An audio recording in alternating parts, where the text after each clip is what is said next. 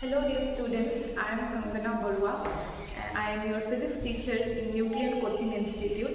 I am welcoming you all to the second part of the video for electric charges and field. So without wasting any time, let's get started. तो first part में हमने Coulomb's law तक छोड़ा था। तो आज हम Coulomb's law से स्टार्ट करेंगे। तो स्टार्ट करते हैं।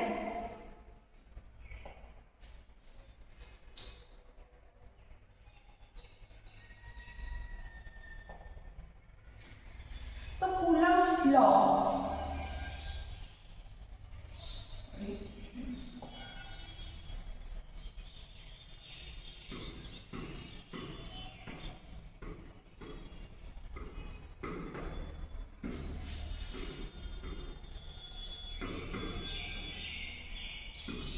ये जो कूलम्स लॉ है इसमें क्या कूलम नाम के एक साइंटिस्ट हैं जिसने हमें चार्ज और उसके डिस्टेंस को लेके एक रिलेशन दिया था, उसी को हम कूलम्स लॉ बोलते हैं।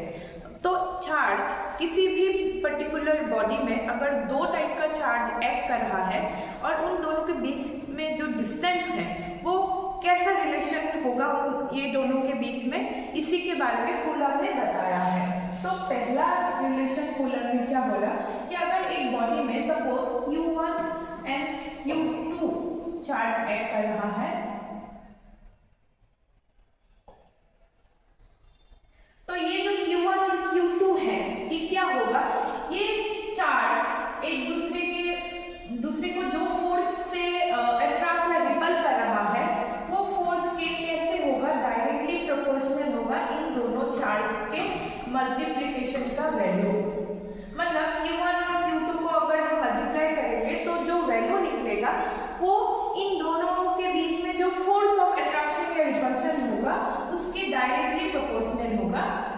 ये हमें कूलम ने फर्स्ट रूल बताया था और उसने एक और रूल बताया था, सेकंड रूल, रूल ही बोल सकते हैं हम। सेकंड में उन्होंने क्या बोला था कि ये जो फोर्स है ये क्या सेकंड में किसके ऊपर डिपेंडेंट होगा, ये जो चार्ज Q1 एंड Q2 है इन दोनों के बीच में अगर सपोज चार्ज Q1 यहाँ है और Q2 इधर है तो ये जो डिस्टेंस है ना, ये डिस्टेंस को हम r डिस्टेंस मान लेते हैं।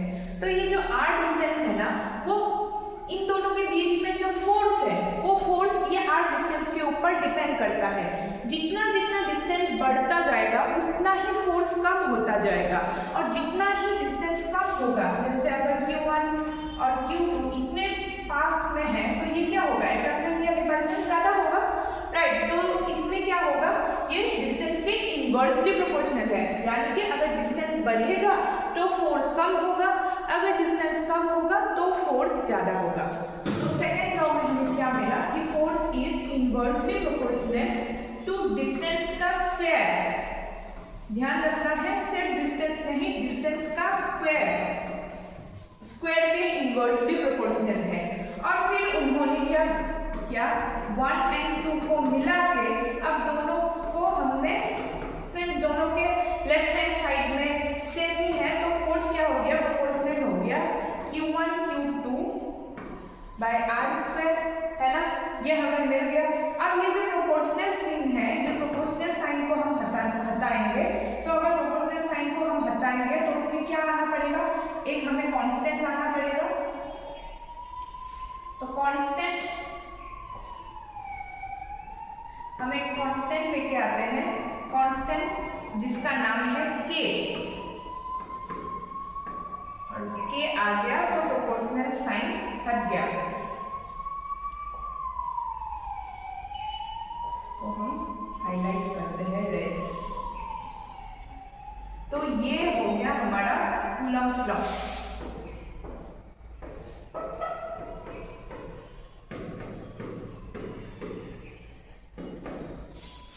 तो कूलम ने यही लॉ दिया था कि किसी भी दो टाइप का चार्ज होगा, positive negative, negative negative, positive positive, जो भी हो वो इररिस्पेक्टिव ऑफ द साइन क्या होगा, पहली बात तो दोनों ही चार्जेस का जो मैग्नीट्यूड है उसके मल्टीप्लिकेशन के प्रोपोर्शनल होगा।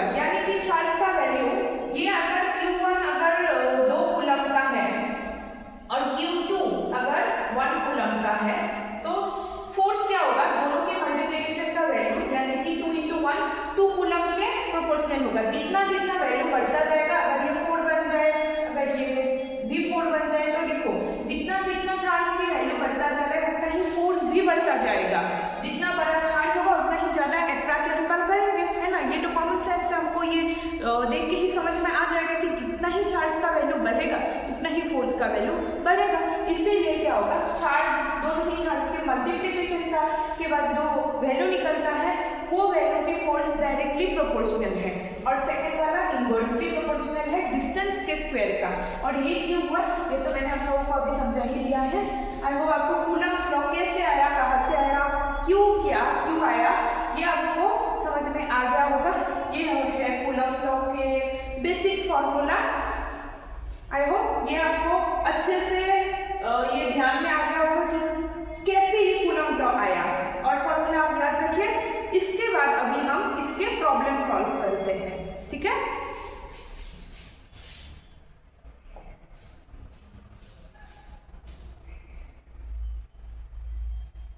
ओके, सो फर्स्ट क्वेश्चन क्या बोला गया है, a certain charge Q is divided into two parts Q and Q minus Q, sorry, capital Q minus small q. How should the charges capital Q and small q be divided so that Q and Q minus Q placed at a certain distance apart experience minimum electrostatic repulsion. Minimum electrostatic repulsion कब होगा, ये दो charges को कैसे place करने से इन दोनों के बीच में मिनिमम इलेक्ट्रोस्टैटिक रिपल्शन होगा, वो हमें इस क्वेश्चन में पूछा गया है। और इसमें ऑप्शंस भी कई सारे दिए गए हैं, ठीक है। तो पहले हम क्या करते हैं, पहले तो हम कूलम्ब्स लॉ, पहले एक बार क्वेश्चन अच्छे से फिर से पढ़ लेते हैं। सर दो चार्ज दिया गया है, एक का वैल्यू है small capital Q divided into two parts Q and capital Q minus Q. How should the charges capital Q and small q be divided so that Q and Q minus Q placed at a certain distance apart experience minimum electrostatic repulsion?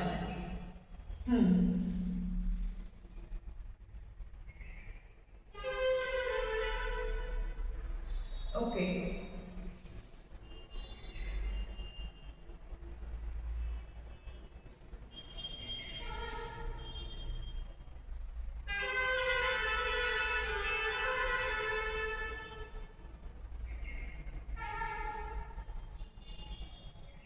ठीक है, तो पहले हम क्या करते हैं, इसको हम पहले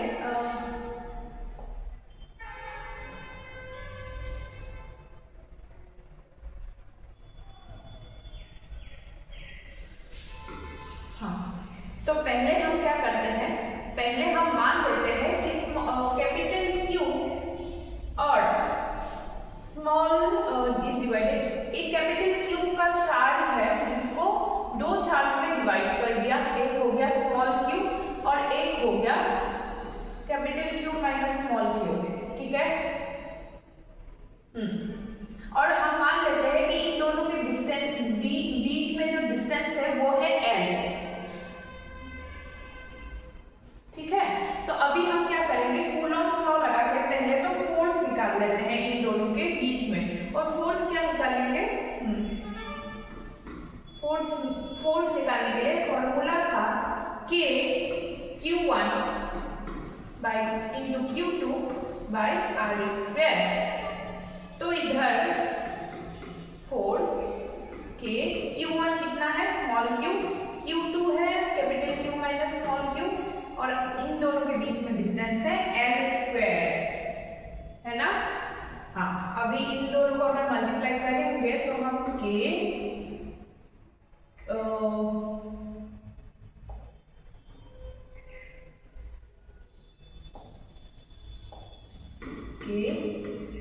capital Q small q minus Q² by L², ठीक है। तो ये हमें इसके फोर्स का वैल्यू हमें मिल गया। तो इससे हमें क्या पता चला कि दोनों ही चार्जेस के बीच में जो भी फोर्स होगा वो कितना होगा, इतना होगा। तो अब यहाँ तक तो हमने फोर्स निकाल लिया है, ठीक है। तो अगर फोर्स हमें मिल गया है तो अब हमें निकालने के लिए बोला है कि ऐसी कौन सी पोजीशन में हम दोनों चार्ज को प्लेस करेंगे, ऐसे कौन से certain will be divided so that place at a certain distance apart experience maximum electrostatic repulsion। तो मैक्सिमम इलेक्ट्रोस्टैटिक रिपल्शन हमें निकालना है। तो जब भी हम मैक्सिमम इलेक्ट्रोस्टैटिक रिपल्शन निकालेंगे या फिर किसी भी चीज का मैक्सिमम वैल्यू निकालेंगे ना, तो उसके लिए हम क्या करेंगे, इसको इस फोर्स, ये जो फोर्स है ना, इस फोर्स को हम डिफरेंशिएट करेंगे और उसकी वैल्यू को हम 0 मान लेंगे। अगर हम ये वाला स्टेप करेंगे तो हमें क्या,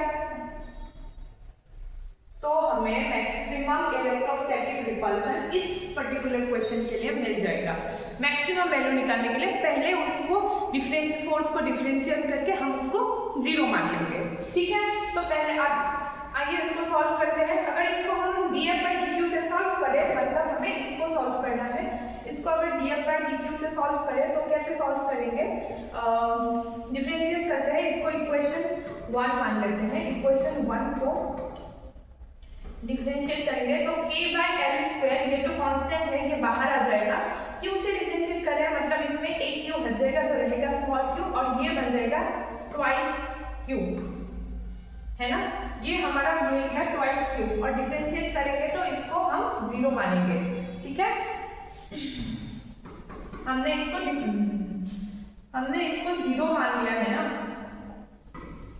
इसको हमने 0 मान लिया है मैक्सिमम वैल्यू निकालने के लिए, राइट। इसकी वैल्यू हमने 0 मान लिया है। तो हमने पहले इस फोर्स को डिफरेंशिएट किया और इसको 0 के बराबर कर लिया। अब इसको इक्वेट करेंगे तो हमें क्या वैल्यू मिलेगा, इक्वल में ध्यान रखिए इक्वल की उस साइड 0 है तो मतलब ये वाला एरिया तो 0 हो जाएगा, ये वाला हिस्सा 0 हो गया तो मतलब बच गया q minus capital Q minus twice q और इसको इक्वेट करेंगे तो वैल्यू मिल गया capital Q is equal to twice of Q। ये हो गया हमारा आंसर। और ऑप्शन देखते हैं ये कौन सा ऑप्शन है, हाँ ऑप्शन नंबर 2। तो ये हो गया ऑप्शन नंबर 2 इसका आंसर। तो आप एक बार अच्छे से इस क्वेश्चन को देख लीजिए और आप देखिए इसमें ज्यादा कुछ स्पेसिफिक मतलब बहुत कुछ करने की जरूरत नहीं है। हाँ इसमें बस एक ही थोड़ा सा ट्रिकी पार्ट था कि इसको डिफरेंशिएट करके इसकी वैल्यू 0 के बराबर करना है, क्योंकि हमें इसका मैक्सिमम वैल्यू निकालना है। इसका मैक्सिमम वैल्यू निकालने के लिए हम पहले उसको 0 के बराबर कर लेते हैं। तो उसको करके बाकी कुछ है नहीं, गुणनफल ऐड करके हमने फोर्स निकाला, फोर्स निकाल के उसको 0 के बराबर कर दिया तो दोनों चार्जेस के वैल्यू हमें मिल गए। तो अगर जब small capital Q twice of small q के बराबर होगा तब इन दोनों के बीच में जो भी इलेक्ट्रोस्टैटिक रिपल्शन होगा वो क्या होगा, वो मैक्सिमम होगा। तो इस क्वेश्चन का आंसर यही है। आई होप आपको ये समझ में आ गया होगा और हम नेक्स्ट क्वेश्चन की तरफ मूव करते हैं।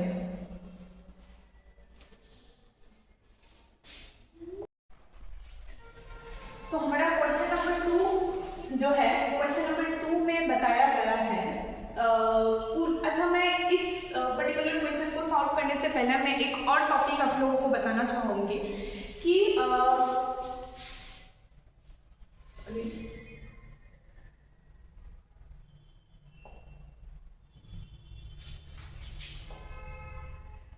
अगर हम कोई भी चार्ज ऑब्जेक्ट या चार्ज स्फीयर ले लेते हैं, हम मान लेते हैं कि कोई एक मेटल स्फीयर ले लिया है हमने जो कि है पॉजिटिवली चार्ज, ठीक है, और उसके पास में हम एक और स्फीयर लेके आए हैं जो कि अनचार्ज है। अनचार्ज मतलब और ये कांटेक्ट में है दोनों।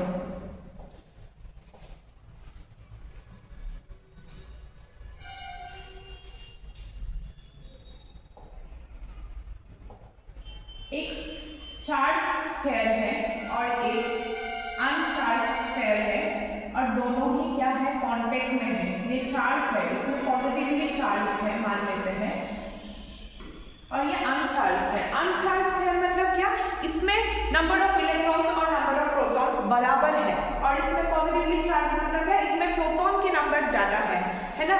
तो जैसे ही हम ऐसे टाइप के चार्ज स्फीयर या चार्ज बॉडी को किसी अनचार्ज बॉडी के पास लाते हैं तो इसको हम लिख देते हैं चार्ज बॉडी। चार्ज बॉडी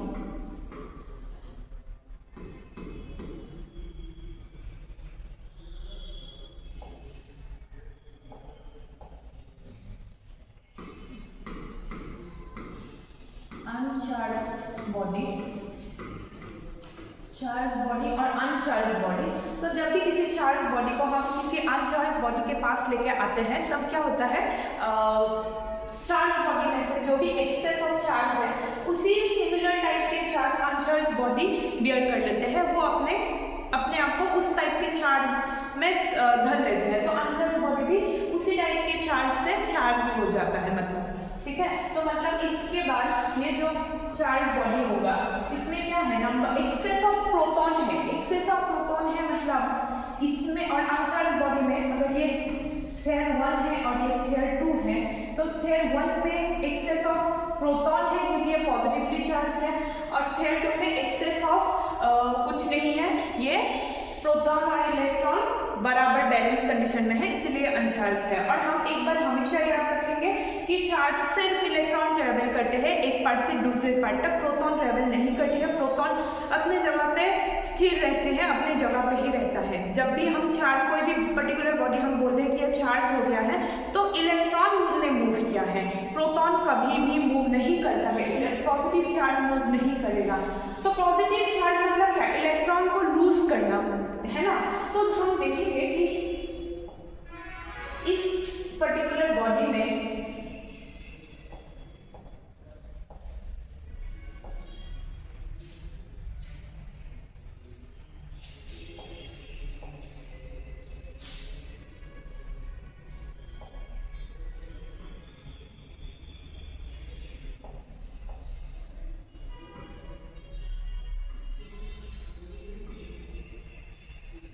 इस बॉडी में क्या है, आपका पॉजिटिव चार्ज है, पॉजिटिव चार्ज है। और इस बॉडी में अगर 2 पॉजिटिव चार्ज है तो 2 ही नेगेटिव चार्ज है ना। तो अब क्या होगा, ये बैलेंस कंडीशन में ये जब भी नेगेटिव, ये जो नेगेटिव चार्जेस है ना, ये जो नेगेटिव चार्जेस है, ये नेगेटिव चार्जेस क्या करेंगे, इसके पॉजिटिव चार्जेस की तरफ अट्रैक्ट होंगे। ये खुद के चार्जेस को छोड़ के देखेंगे, बाप रे उधर तो बहुत सारे पॉजिटिव चार्ज है, तो ये इसके मतलब आंखें टिमटिमा जाएंगे और ये उधर जाना चाहेंगे, तो ये फटाक से उधर से भाग के ये इधर आ जाता है। तो मतलब क्या होगा, इधर का जो पॉजिटिव चार्ज था और इधर का जो पॉजिटिव चार्ज नेगेटिव वाले जो चार्ज है वो आके इधर मूव कर जाएंगे, तो इधर हो गया नेगेटिव चार्ज और इधर कुछ भी नहीं बचा, इसको हम रेड से रिमूव करेंगे। तो ये जो भी नेगेटिव,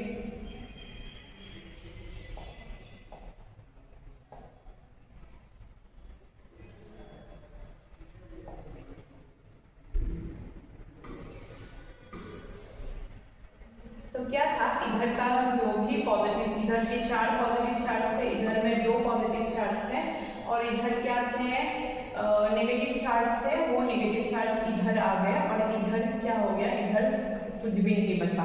तो जब क्या हमें पता चला कि इस पर्टिकुलर बॉडी ने नेगेटिव चार्ज लूज किया है, मतलब नेगेटिव चार्ज ने छोड़ दिया है, नेगेटिव चार्ज और इलेक्ट्रॉन, तो मतलब ये हो गया बिकम्स पॉजिटिवली चार्ज।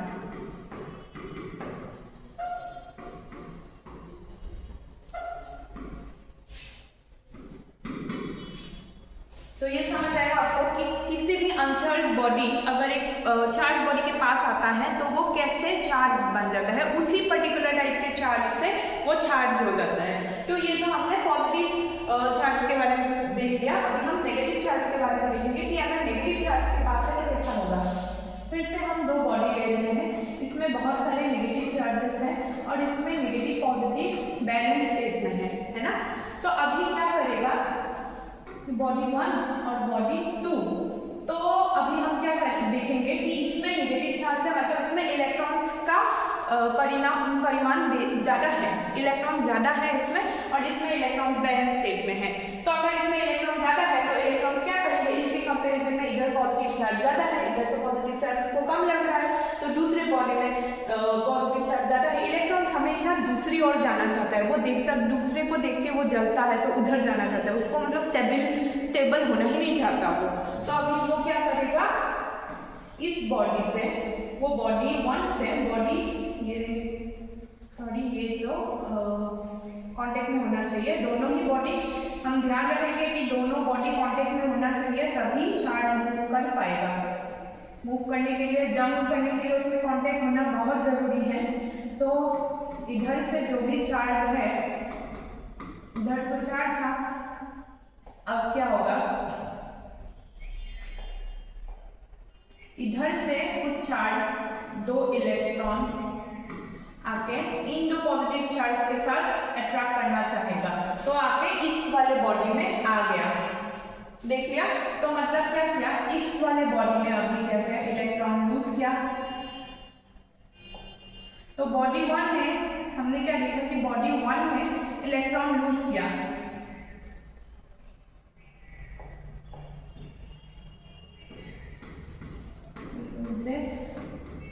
इलेक्ट्रॉन या फिर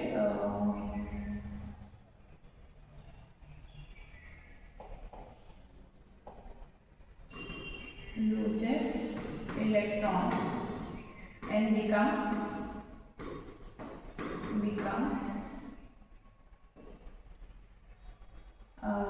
तो इसको हम इसने इलेक्ट्रॉन लूज किया और इसको देखते हैं हम, ये थोड़ा पॉजिटिवली चार्ज बन जाएगा, इसने लूज किया। और अभी हम, ये तो फिर भी चार्ज बॉडी था ना, तो हम इसको नहीं देखेंगे, हम क्या देखेंगे कि uncharged body similar kind of charge से चार्ज हुआ कि नहीं, तो इसको हम इग्नोर करते हैं। तो हम अनचार्ज बॉडी को देखते हैं कि अनचार्ज बॉडी तो बॉडी नंबर 2 था, तो बॉडी नंबर 2, ये बॉडी, तो बॉडी नंबर 2 क्या है, क्या इसने क्या किया, इसने गेन इलेक्ट्रॉन्स एंड बिकम्स, अगर इलेक्ट्रॉन गेन किया तो ये क्या बन गया, and becomes negatively charge, negatively charge.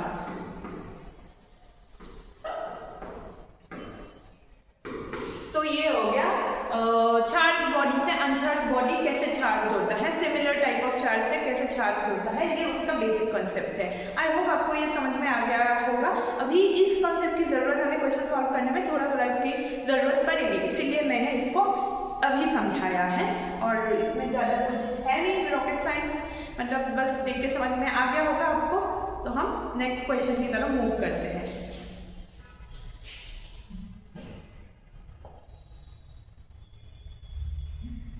तो क्वेश्चन नंबर 2 की तरफ हम देखते हैं। क्वेश्चन नंबर 2 में क्या दिया गया है, two identical charge conducting spheres A and B have their center separated by a certain distance. Charge of each sphere is Q and the force of repulsion between them is F.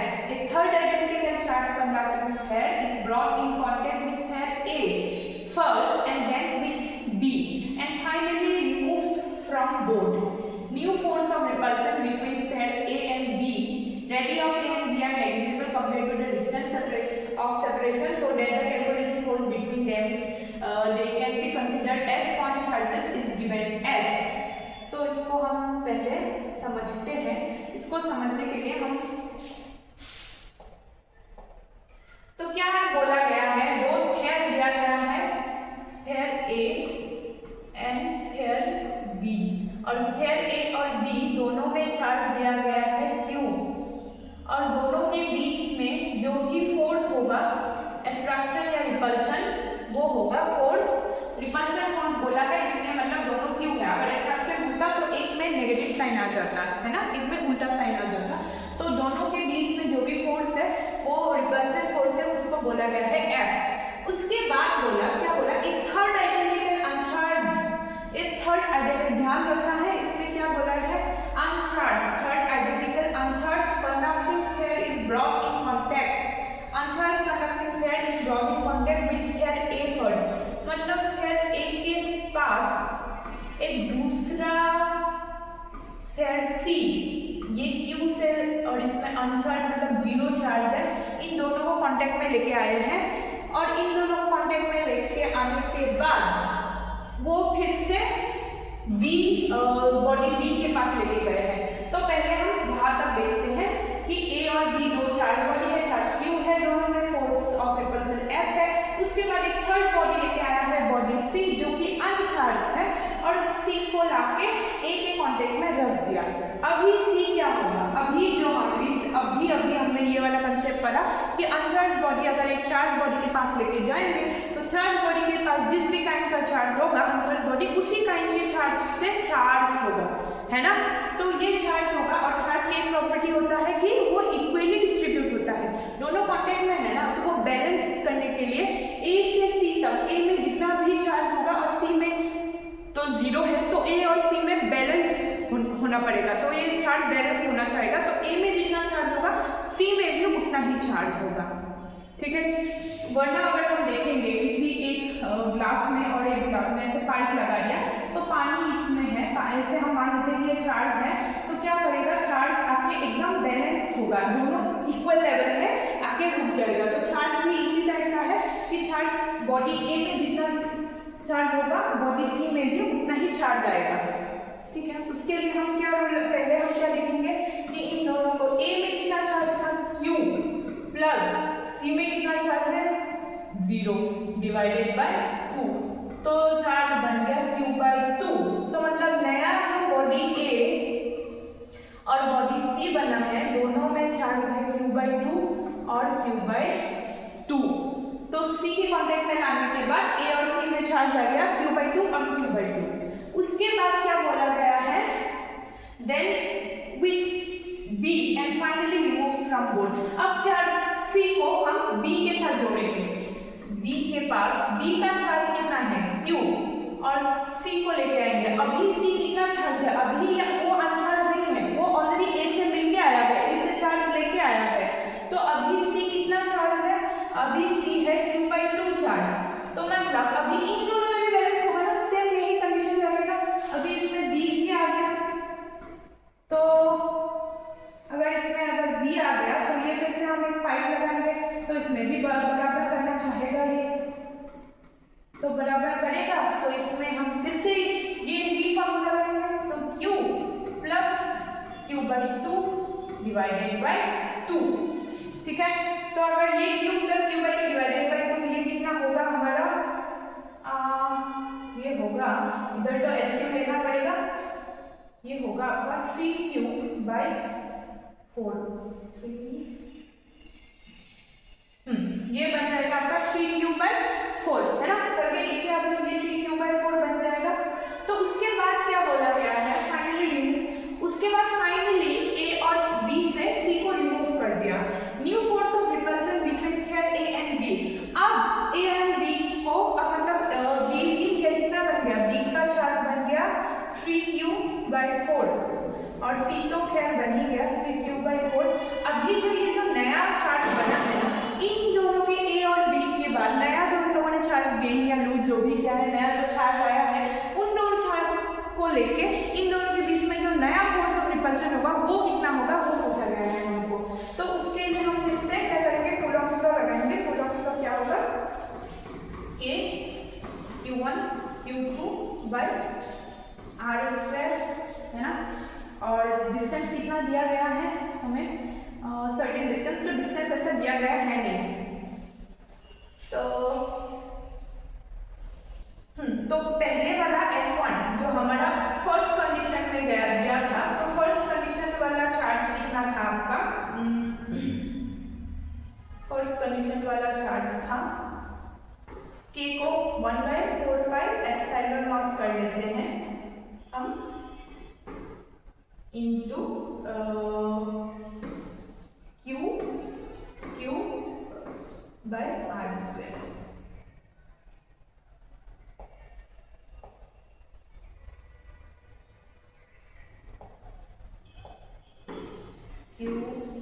Q/r², तो ये हो गया first वाला F1 वाला।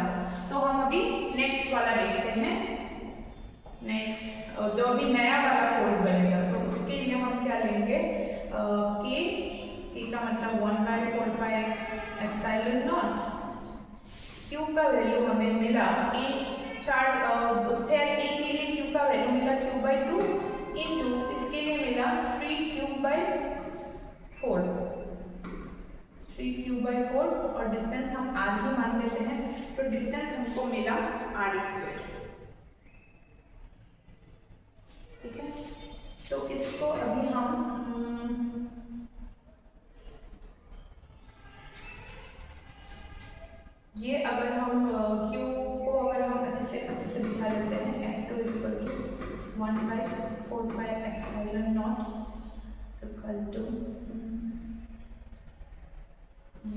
3 Q, इसको into Q, और ये होगा r²। तो इधर देख के हमें क्या पता चल रहा है कि हम 3/8 को अगर इधर लेके आएंगे तो ये क्या बनेगा 1/4 पाई एप्सिलॉन नॉट इंटू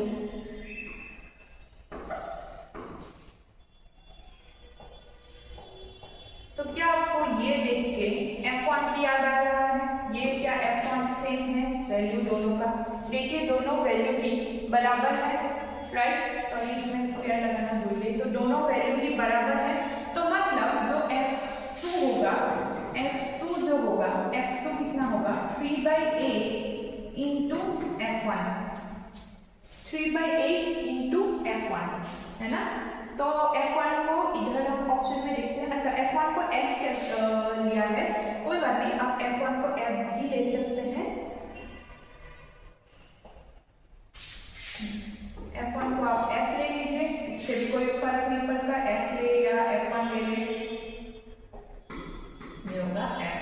तो मतलब ये हमें मिल गया आंसर, और ये इसका आंसर आ गया ऑप्शन नंबर 4, 3/8 F।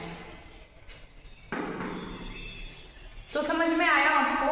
तो ये जो क्वेश्चन है इसमें वही वाला चार्ज को कैसे ट्रांसफर ऑफ चार्ज का कॉन्सेप्ट लगाया गया है। एक पॉइंट से दूसरे पॉइंट में, ए से बी सी में गया, फिर सी आके बी में गया, तो उसी को ऐड करके बस कूलम्स लॉ का ही सिंपल फॉर्मूला लगता है, एक ही फॉर्मूला है, उसी को लगाना है, बस इसमें कंसेप्ट थोड़ा अलग अलग लगता है। एक तो चार्ज ट्रांसफर का था, पहले वाला मैक्सिमम रिपल्शन का था, तो कंसेप्ट अलग अलग लग रहा है। आई होप आपको ये वाला क्वेश्चन भी अच्छे से समझ में आ गया होगा। अभी हम नेक्स्ट क्वेश्चन की तरफ मूव करते हैं।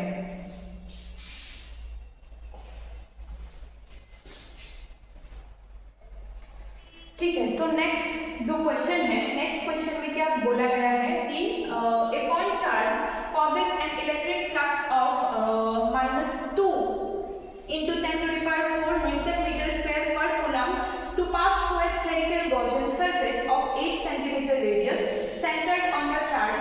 The value of the point charge is, तो एक पॉइंट चार्ज की वैल्यू निकालने के लिए बोला गया है। ये गॉसियन सरफेस बोला गया है, इसमें गॉसियन सरफेस मतलब इसमें लगेगा आपका गॉस लॉ। तो अभी तक तो आप लोगों को गॉस लॉ नहीं मिला है, लेकिन हमें इसमें कूलम्स लॉ का ये क्वेश्चन है। गॉस लॉ का फॉर्मूला अभी के लिए मैं बता दूंगी, लेकिन उसके बाद हम गॉस लॉ भी सॉल्व करेंगे, गॉस लॉ के क्वेश्चन भी सॉल्व करेंगे। गॉस लॉ क्या है वो भी हम देखेंगे। अभी के लिए हम गॉसियन सरफेस क्या है इसको भूल जाते हैं, बस कूलम लॉ पे फोकस करते हैं। तो इसका हमें पॉइंट चार्ज का वैल्यू निकालना है। ये तो सबसे छोटा सा क्वेश्चन है, इसमें कुछ ज़्यादा करने की जरूरत है नहीं, बस हमें क्या करना है, गॉस लॉ का फॉर्मूला पता होना चाहिए इसमें। ठीक है, तो पहले हम देखते हैं क्या बोला गया है। एक point charge causes an electric flux, electric flux का वैल्यू दिया गया है। तो इलेक्ट्रिक फ्लक्स को हम फाई से डिनोट करते हैं। फाई का वैल्यू दिया गया है -2 इंटू 10⁴ Nm² per coulomb। ठीक है, to pass through a spherical Gaussian surface of 8 cm radius यानी कि r का वैल्यू दिया गया है 8 cm centred on the charge. The value of point charge is, अच्छा पॉइंट चार्ज का वैल्यू यानी कि हमें q निकालने के लिए बोला है, q का वैल्यू पूछा गया है। तो ये तो एकदम बेसिक मतलब सिर्फ फॉर्मूला पुट करने वाला क्वेश्चन है। इसमें आपको सिर्फ गॉसियन सरफेस का गॉस लॉ का फॉर्मूला पता होना पड़ेगा, जो अभी मैं लिख के दे रही हूँ। तो गॉस लॉ क्या है, फ्लक्स क्या होता है, Q/ε0 के बराबर होता है। ठीक है, ये वाला फॉर्मूला होता है, गॉस लॉ में हम इसको यूज करेंगे। तो इसमें हमें फ्लक्स का वैल्यू दिया गया है, ε0 का वैल्यू हमें निकालना है, हमें पता है ε0 का वैल्यू एक्चुअली, तो उसमें हमें Q का वैल्यू निकालना है बस। तो अगर Q का वैल्यू निकालना है तो Q इधर आ जाएगा, और ये क्या होगा फाई इंटू ε0, और फाई इंटू ε0 करेंगे तो फाई का वैल्यू तो हमें पता ही है, ε0 का वैल्यू भी आपको पता ही होगा, ε0 का वैल्यू तो इधर दिया ही हुआ है। तो फाई का वैल्यू कितना है -2 इंटू 10⁴, और ε0 का वैल्यू है 8.85 इंटू 10⁻⁻12।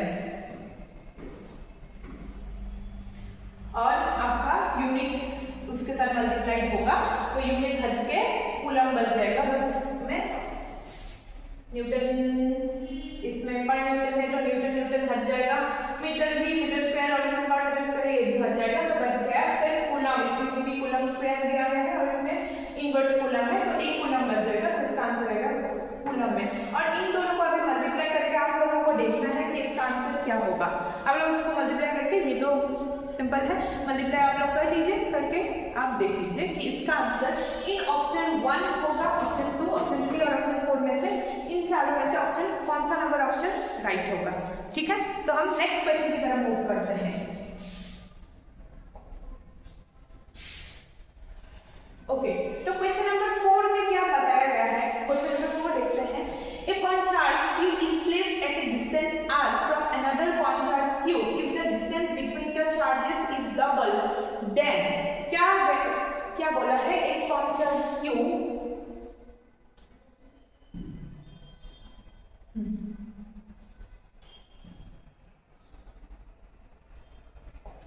एक पॉइंट चार्ज q और एक चार्ज q दोनों को प्लेस किया गया है और उन दोनों के बीच में एक डिस्टेंस है। अगर इस डिस्टेंस को हम डबल करेंगे, distance between the charge is double, तो क्या ये तो आपका करने वाला फॉर्मूला है नहीं, सम मैथमेटिकल फॉर्मूला है नहीं, इसमें थोड़ा सा मैथ्स करना पड़ेगा, लेकिन कंसेप्चुअल है। क्या होगा, the force between the charges become half and the potential energy becomes 1/4, या फिर the force between the charges becomes 1/4 and the potential energy becomes half, both the force between the charge and the potential energy becomes 1/4, both the force between the charge and the potential energy becomes half। तो इसमें बार-बार क्या बोला गया है, आपका force और potential energy के बारे में पूछा गया है, तो इसके लिए हम पहले फोर्स और पोटेंशियल एनर्जी को निकाल लेते हैं, तो हमको पता चलेगा कि कौन सा वाला ऑप्शन राइट होगा। ठीक है, तो हम फोर्स निकाल लेते हैं। फोर्स निकालने के लिए तो हम वही सिंपल सा क्या करेंगे, कूलम्स लॉ निकालेंगे। तो फोर्स जब डिस्टेंस डबल हो जाएगा तो वो वाला फोर्स, पहले वाला फोर्स क्या होगा, q k into Q by R square.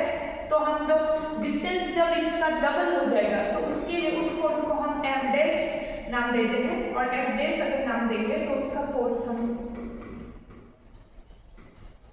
q into, हाँ डिस्टेंस आपका आएगा इसमें डबल, डिस्टेंस डबल होगा तो मतलब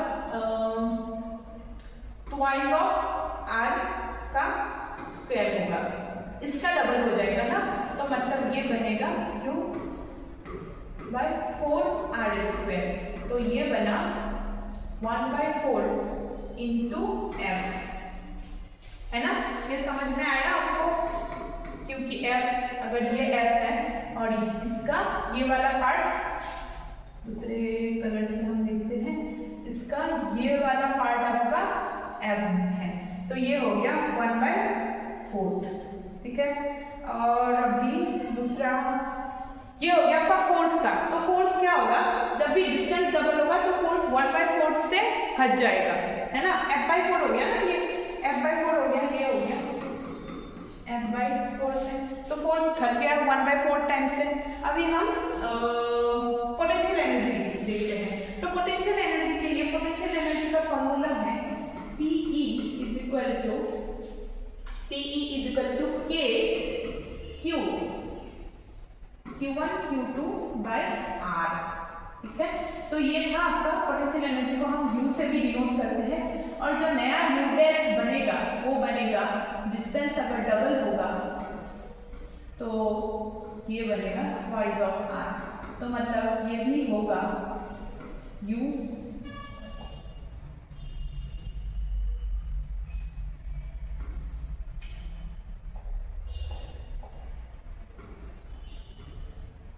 ट्वाइस R, तो मतलब U डैश भी होगा आपका U/2, क्योंकि ये हो गया आपका U और ये हो गया U/2। तो इससे हमें कौन सा वाला इक्वेशन हमें सॉल्व राइट लगा, तो इसका हम ऑप्शन देखेंगे। Option number 4 become half and potential energy becomes 1/4, नहीं, force becomes charge becomes 1/4 and potential becomes half, तो ये वाला आंसर इसका करेक्ट है, क्योंकि फोर्स कितना हो गया, बिटवीन द चार्जेस बिकम्स 1/4, तो फोर्स बन गया 1/4 और पोटेंशियल बिकम्स हाफ, तो पोटेंशियल एनर्जी हाफ हो गया और फोर्स 1/4 हो गया। ठीक है, आई होप ये भी आपको अच्छे से समझ में आएगा।